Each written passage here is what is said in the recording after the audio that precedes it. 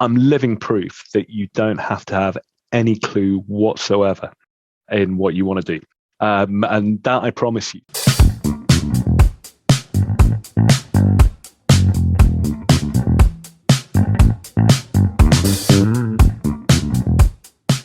My name's Rohan Kallicharan, and I'm the Director of People and Talent globally at Carbon Clean. And who are Carbon Clean? Carbon Clean is an engineering technology scale-up is the best way of describing us. So the company's actually been going for close to 13 years now, but we're at the stage now where we've grown by 100% in the last year and a half. We've gone through new rounds of investment recently. And as you can imagine, with the environment, with climate change very much at the forefront, our technology is really driving that change. So what we do is we have patented technology, which we install at major industrial installations globally. So we work with a number of global manufacturing corporations to install technology into their plants, which will capture carbon. So we will look for a target tons per day ratio to be captured. And our aim is to get to net zero carbon emissions from those installations in the next few years. I'm living proof that you don't have to have any clue whatsoever in what you want to do. And that I promise you. So if I look back, I'm 47 years old now. Age 18, I sat at school and we did some of these careers tests to try and figure out what you should be in life. And mine came back that I should be either an accountant or a prison warden. Now, I'm not quite sure how they came to that. I went off to uni and studied accountancy and French. And as it was, I had a few things going on in my life at the time. And I didn't complete university back at that time. My parents were getting divorced. I wasn't very well. And, it wasn't a really great time in my life. So I came back and I started temping just to try and get some work experience. And I was able to start my accountancy qualification. So I did go back to the careers test and British Gas at the time, they didn't want any prison wardens. So they hired me actually as an assistant accountant. And I ended up going from British Gas and working at Claire's Accessories in their head office, not in store. So I worked at Claire's Accessories for 3 years as an accountant, and it was great. However, I did finish my exams, and I did also realize that accounting wasn't the route that I wanted for my future. And they were absolutely great. They'd sponsored me through my qualification, a qualification that I never used for my career, but we'll get to see how important it's been. And, I went away and, tried to work out, well, crikey, I'm now in my mid to late 20s. I still have no idea what I want to do. And I've just kind of worked for 3 or 4 years, got this qualification, but I've wasted all this time. And that was exactly how I felt. I've wasted all this time. It turned out to be one of the most valuable things I've ever done. I went off to uni again, and I did complete it this time. I did a degree in media, cultural studies and marketing. Tried figuring out how I was going to use that in my career. And it was another one. I came out of it and thought to myself, there's another 3 years. I still have no idea what I want to do. And I've wasted that as well. And again, it would turn out that I hadn't wasted it. By this point, I was age 32. I'd got through some, pretty difficult periods in my life. I'm very open about the fact that I lived with serious mental illness through that period as well. So it was difficult for me to really focus on my career. I was really focusing in many respects at that point on just saving my life. Once I'd got through that period, I'm suddenly in this situation that I was 32 years old. I'd failed university once, but got a degree second time round. I've got this accountancy qualification that I've done absolutely nothing with. And I'm kind of like, oh boy, I have no idea where we go from here. And I got put in touch with a gentleman who I'm always very, very grateful to. He owned a recruitment company. And, through university, like so many people, I'd done some work in sales, whether it be in a call center or in retail. I'd done both just to supplement and top up the grants and so on and so forth. So he comes up to me and said, well, look, I know that you've worked in accountancy. you've worked in a sales job. So how's about this? Why don't you come and work for me while you figure out what you want to do? I own a financial recruitment company, so I need sales skills, and your knowledge of accountancy is going to help you to actually do well. And I'm kind of like, recruitment? Aren't they like estate agents?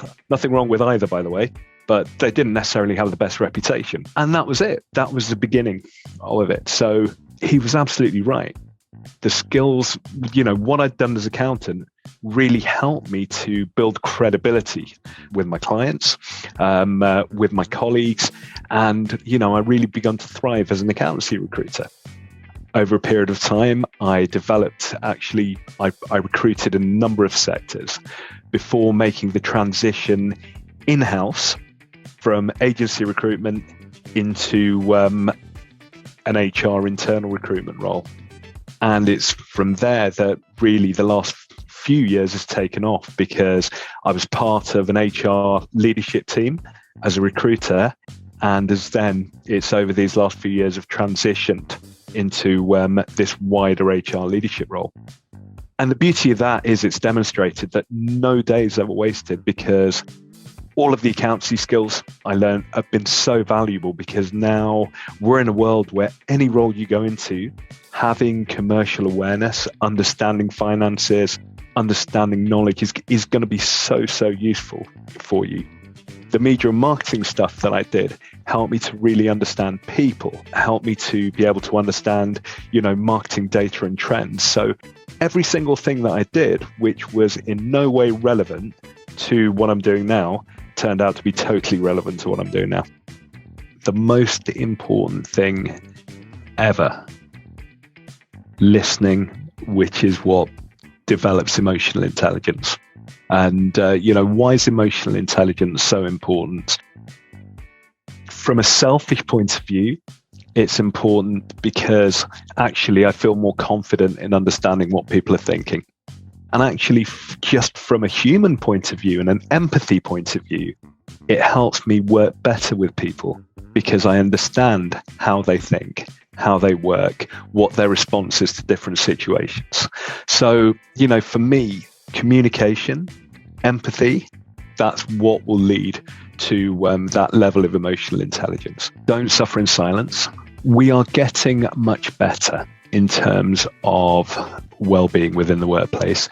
We're getting much better in terms of realizing that, we can't just label people in boxes, and that, people actually need a very holistic and diverse environment in which to thrive. So we can no longer put people in the box of, yep, the extroverts are in sales, the introverts are in HR, the quiet people are here, the loud people are there, and so on and so forth. We are getting much smarter in terms of creating much more inclusive environments, and that has to get a lot better. But I think very important piece of any person as you grow, as you're applying for a job, I always say you're interviewing company as much as the company's interviewing you. And if anyone came for a job at Carbon Clean, I would really expect you to ask me about, what our workplace culture is like. What do we do to ensure the well-being of our people? How openly do we speak about well-being, and so on and so forth? And, I'd be able to tell you that actually, yes, we do have well-being plans. And actually, we do have, different, not just an employee assistance program, but that helps. But we have, mental health first aiders. We have, different tools in place to support our people. And we've created, a lot of knowledge in the organization. So we've trained our managers to recognize signs in themselves and their people. So I think the key thing in that is, number one, as companies, we need to make sure that we have the skills and the resources to support our people. But it's no good having the skills and the resources if we don't follow that through. So it's no good being in a situation where, as a company, you're standing up and they're saying, we are going to look after you. Then the first minute that, someone in the sales department suddenly, opens up and says, well, actually, I've been living with anxiety about my targets, or I've got a problem at home and I'm just not very well at the moment. To which sales director turns around and says, that's fine, hit your targets and then go off and be ill in your own time. You can't do that. As companies, we have a responsibility to look after our people. And as people, actually, what I'd say to anyone is speak to, number one, your line manager. And if you don't have any, luck with your line manager, speak to someone within the people team. But if not, speak to colleagues or family, friends. It doesn't matter. Just make sure that you are not suffering and living through it in silence. To be a young person today is, I know, very different to being a young person when I was. I mean, I'm still 47 years young, of course, but it is different, and I understand that. But I think for me, the biggest piece of advice I would give anyone is to actually just continue being bold and true to themselves. So actually follow dreams and ambitions, but actually build out your path at every step of how you're going to achieve it. But never be afraid to step back, to step forward. And I think that's the most important part of that is always be brave, but never be afraid to take a sideways or backward step if in the long run it's going to move you forward.